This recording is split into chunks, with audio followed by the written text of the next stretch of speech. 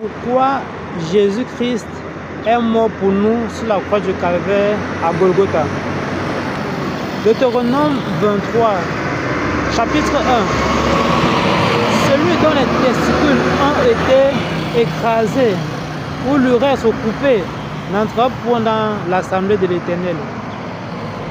Avant, ça veut dire que si tu es stérile, si tes testicules ont été coupés ou écrasés, ça veut dire que quoi? Tu es stérile. Tu ne peux pas te reproduire. Tu étais écarté de l'assemblée de l'Éternel. Tu n'avais pas d'héritage avec le peuple de Dieu.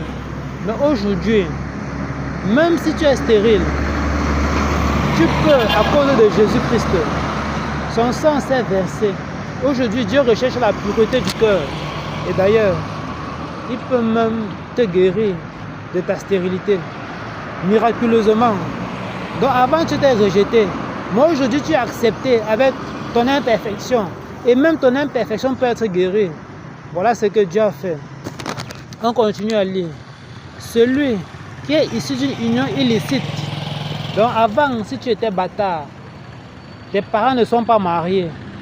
Tu es issu de... Tu es un enfant que ton père, passé seulement, il a couché avec ta mère. On ne t'acceptait pas dans l'assemblée de Dieu. Mais aujourd'hui, on recherche quoi? La pureté de cœur. Et Dieu t'accueille dans sa famille. Et il t'élève. Et il te permet maintenant de créer une union illicite pour tes enfants. Donc aujourd'hui, tout le monde est accepté avec Jésus-Christ. Avec le sang de Jésus-Christ qui te rend pur malgré que tu es bâtard. Malgré que tes parents n'étaient pas mariés. Aujourd'hui, tu es accepté dans l'assemblée de Dieu. Et tu as part à l'héritage de toutes les promesses de Dieu dans la Bible. On continue à lire. La monnaie de la Moabite n'entrerait point dans l'assemblée de l'Éternel. Même la 10e génération. Ça veut dire quoi? Il faut interpréter ça dans le Nouveau Testament.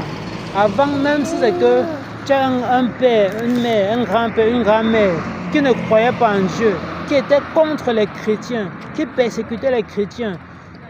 Aujourd'hui, même si tu es un enfant d'une personne qui n'a pas du tout aimé Dieu, à cause de Jésus-Christ, tu es accepté. Le sang de Jésus-Christ est là pour laver notre passé spirituel, parce qu'on a un passé spirituel. On a, jusqu'à la 4e génération, Dieu tient compte.